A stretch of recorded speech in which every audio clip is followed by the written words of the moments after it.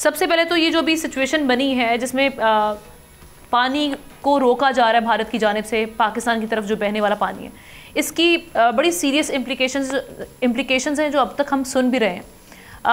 کس حد تک پاکستان کو سفر کرنا پڑے گا اس حوالے سے، اور ساتھ میں چاہوں گی آپ موجودہ سچویشن پانی کو لے کر جو ایک یہاں پہ اسکیرسٹی پائی جا رہی ہے، قلت پائی جا رہی ہے، اس پہ ہم پہلے بھی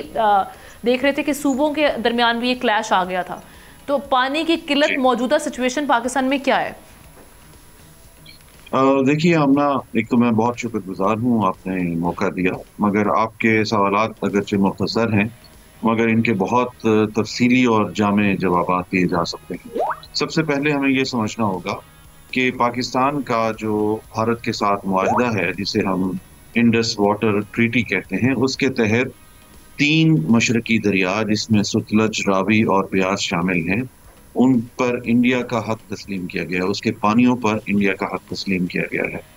اور 3 مغربی دریا جو کہ دریائے سندھ، دریائے جہلم اور دریائے چناب، ان کے پانی پر پاکستان کا حق تسلیم کیا گیا ہے. مگر اب جو موجودہ صورتحال ہے اس میں بھارت نے اسی معاہدے کے تحت جو دریائے چناب پر جو سلال ڈیم بنایا تھا جس کا بنیادی مقصد بجلی کی پیداوار تھا،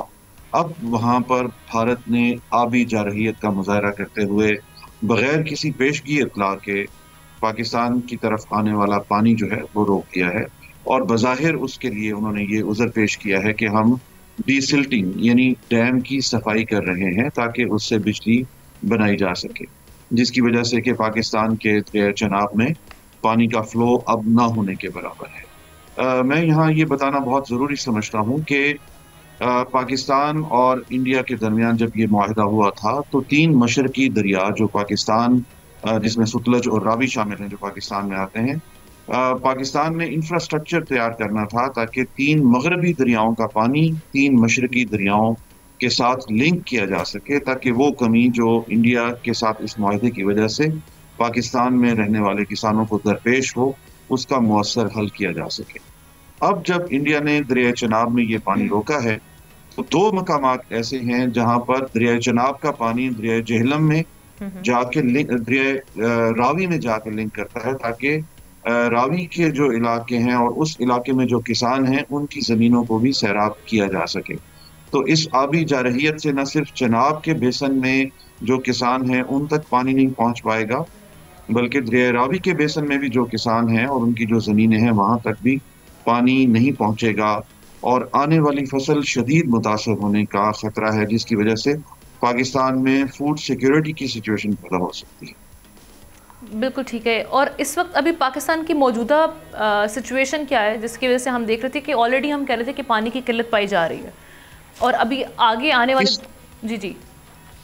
یہ ایک ہمیں مجموعی طور پر اس صورتحال کا جائزہ لینا پڑے گا، کیونکہ پاکستان میں اگر آپ 1970 کی دہائی میں دیکھیں تو پاکستان کا جو سب سے بڑا اور مرکزی دریا ہے دریائے سندھ، اور باقی تمام دریا جو ہے وہ اس کے معاون دریاؤں کے طور پر اسی میں آ کے شامل ہوتے ہیں. کوٹری بیراج پر سن 1970 کی دہائی میں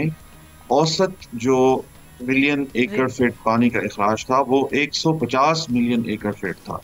جو کہ سن 2000 سے 2020 کے درمیان اوسطاً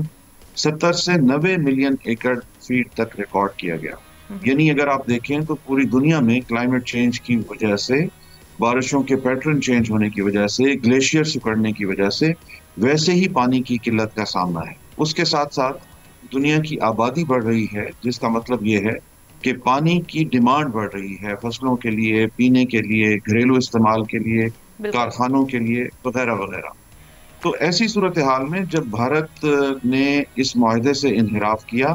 تو یہ ایک کھلم کھلا اسے ہم کہہ سکتے ہیں کہ یہ ایک آبی دہشت گردی ہے، کیونکہ دہشت گردی